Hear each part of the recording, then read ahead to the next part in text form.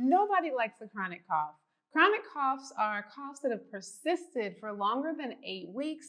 I don't know about you, but when I have a cough for a couple of days, I am over it. So imagine one that's unrelenting for several weeks.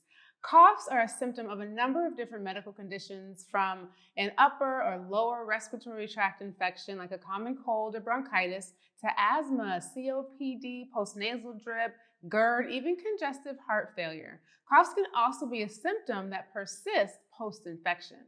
Because chronic coughs can be so aggravating, they can keep you up at night, give you headaches, you just want the cough to stop, so you may take something that suppresses it. Yes, if it's keeping you up at night, you want your rest. Sleep certainly promotes healing, but we want to be mindful not to suppress the cough too much, because the cough reflex is in response to irritation, and a part of its function is to help protect and clear your airway passages and lungs, help loosen and release fluid congestion, dust, and microbes. So you want to balance getting the rest you need with encouraging the cough to be productive so that you get what your body wants out. So if you have a serious health condition, be sure to check with your physician. You don't want to dismiss a cough. Find out if it's connected to something more serious. Let's get started making our own kitchen cough syrup. There's so much herbal support for all types of coughs: wet, dry, productive, unproductive, wheezing. I really wanted to create a cough syrup that likely doesn't require you to go out and buy special ingredients though. So you likely already have these kitchen herbs in your home. Today we're using thyme, sage, cinnamon, clove, and cardamom. You'll also need water, honey, brandy, or your favorite liquor if you want to preserve it with alcohol. So my standard 16-ounce syrup recipe uses 2 ounces of herb simmered in about 4 cups of water, or however much water you need to completely cover the herb. Then I strain and let that reduce to 1 cup of liquid extraction. From there, I add half a cup of brandy, or your choice of your favorite alcohol. Vodka, rum, whiskey work well too, so long as it's at least 40% alcohol. And then I add a half a cup of raw honey. It's also totally okay if you want to leave the alcohol out. Simply reduce to 1.5 cups, then add your honey. Be sure to keep it refrigerated though, and use it within a couple of weeks if it's no longer preserved. So let's get started. I have my ingredients pre-measured, so I have 1.5 ounces of fresh thyme. You can also use dried if that's what you have access to. I have 20.25 ounces of ground sage, 0.25 ounces of cinnamon, and then cardamom and a dash of clove. All right, so let's get started. We are going to take our thyme, put it in a pot.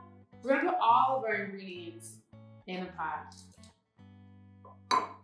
Here's our sage, here's the cinnamon, here's our clove and cardamom. And I have 4 cups of water.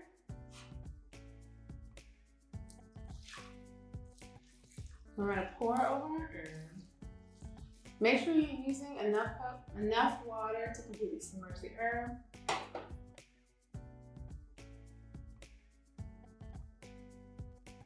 Cover, turn your heat on, and let this get to a boil. And then we're going to let it simmer for about 45 minutes. Then we'll strain it and then let it simmer some more so that it reduces to 1 cup. And then we'll add our honey and our brandy, and then our syrup will be complete.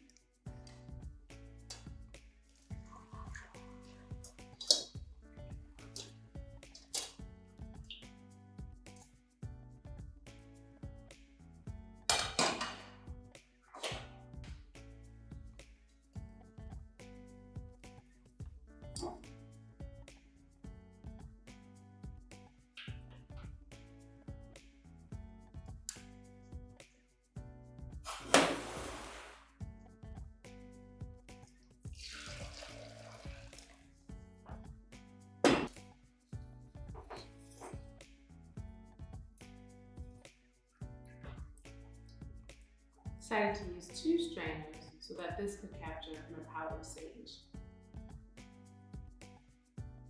Okay, so we have reduced our decoction to 2 cups.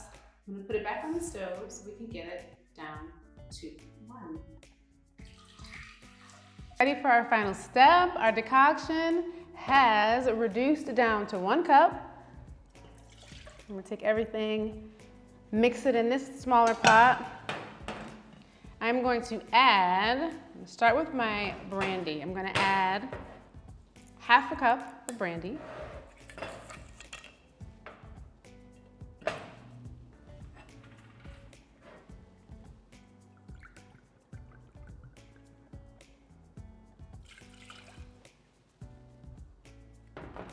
And I'm going to add half a cup of raw honey.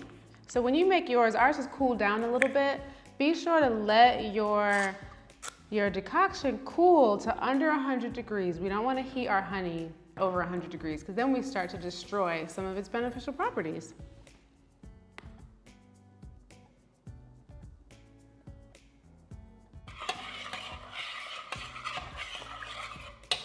Now I'm ready to pour into my 16-ounce jar.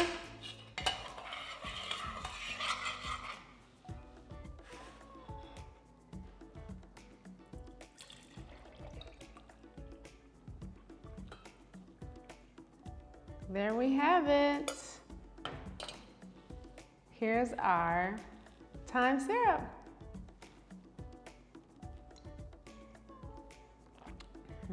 That's good. That's really good. Here's our fresh thyme. Thyme is particularly useful in sore throats and chest infections. It's antibacterial, antiviral, and antimicrobial. It can also be used like as a tea, a tincture, a gargle, or a chest rub. Sage is anti-inflammatory, antibacterial, and antimicrobial activities make it a great herb for cold and flu support, bacterial and viral infections. Sage is my go-to herb for sore throats as well. Cinnamon's antibacterial, antiviral, and expectorant properties are really helpful in colds, coughs, and flu. It's warming and helps to loosen congestion, although it should be avoided in hot and feverish conditions. And here we have our clove and our cardamom. Clove might be helpful in colds and flus for chest congestion. It's stimulating and warming, and that can help to move mucus out of the respiratory system. Additionally, clove is considered a disinfectant for the lymphatic system, which is really supportive during infections. Cardamom is a warming and stimulating herb as well that can be useful in cases of colds, coughs, and bronchitis like we're talking about here. It does have an affinity with the respiratory system. Its antibacterial and antispasmodic actions definitely help to explain why this herb is useful in these types of conditions. But we're really not using a significant quantity of clove or cardamom. It's mostly for flavor, but this is a recipe that you can play around with. So if you decide to use more clove, more cardamom, now you'll know how they benefit the cough formula. Thanks so much for joining. Be sure to like, subscribe, and hit the bell so that you can be notified next time we release a video. Bye.